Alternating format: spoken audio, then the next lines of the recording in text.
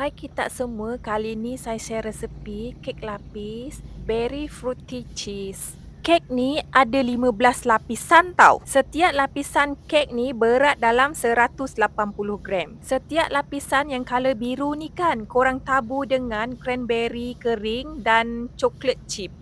Lapisan yang color putih tu, korang campur dengan biskut nabati cheese setiap lapisan. Lapisan yang preserve strawberry ni, korang taburkan setiap lapisan tu dengan strawberry kering.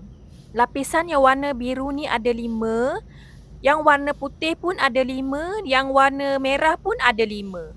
Mula-mula kita campur bahan-bahan kering dulu. 360 gram tepung pau, 60 gram tepung aiskrim mix, 150 gram creamer, 100 gram Horlick. Bekas bahan-bahan kering ni korang tutup dengan wrapping wrap macam ni supaya angin tak masuk tau. Kalau angin masuk dia akan jadi berketul-ketul.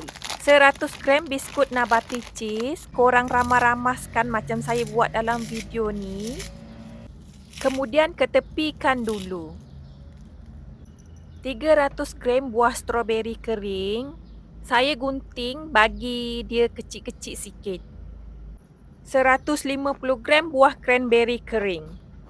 500 gram salted butter, 300 gram cream cheese, 30 gram ovalet, 100 gram gula kasta,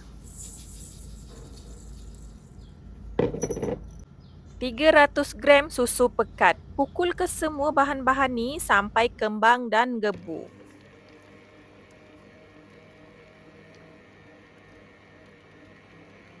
Kalau dah kembang gebu macam ni, baru korang boleh masukkan 10 biji telur grade A. Masukkan telur tu sebiji demi sebiji supaya senang sebati. Pastikan telur tu dah sebati dengan adunan butter, baru korang masukkan telur seterusnya. Telur habis dipukul, korang bolehlah masuk bahan-bahan kering yang kita campur di awal video tadi. Masukkan sikit demi sedikit supaya senang sebati. Kalau bahan-bahan kering tu dah habis dipukulkan, korang bolehlah masukkan 150 gram dairy whipping cream, 100 gram susu full cream. Pukul lagi bagi dia sebati. Kalau dah sebati macam ni, korang bolehlah timbang ke semua adunan ni dan bahagi kepada 3 bahagian sama banyak.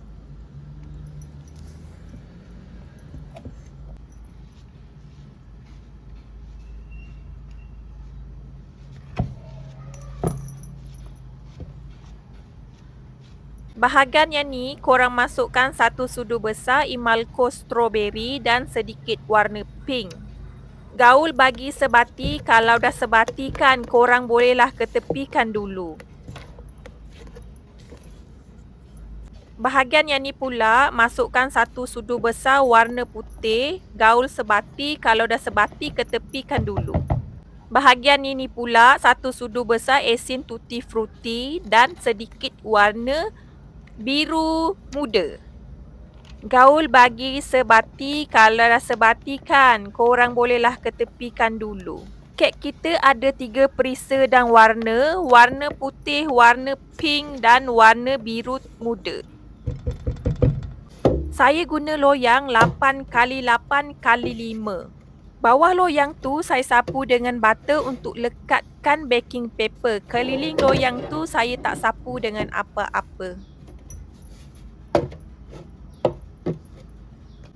Panaskan oven selama 10 minit suhu 180 darjah Celsius. Lapisan pertama saya bakar guna api atas dan bawah. Bakar selama 8 minit suhu 180 darjah Celsius ataupun bergantung dengan oven korang masing-masing. Letak loyang di rak paling bawah sekali.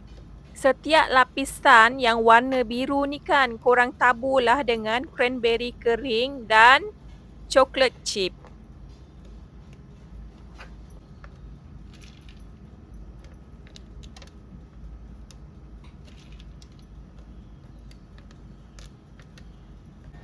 Lapisan kedua dan sampai lapisan terakhir saya bakar guna api atas sahaja.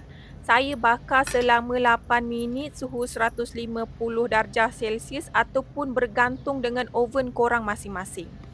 Letak loyang di rak paling bawah sekali.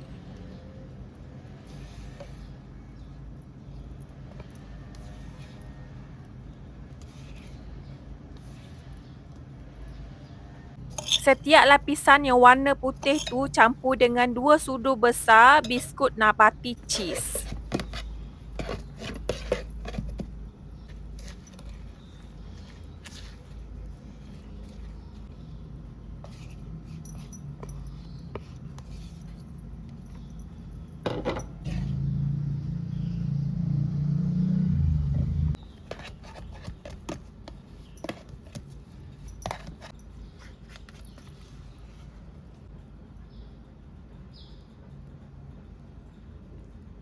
Setiap lapisan perisa yang warna pink ni kan, korang jangan lupa tahu tabur dengan strawberry kering. Lapisan terakhir ni masak, keluar je daripada oven, korang terus sisip keliling loyang.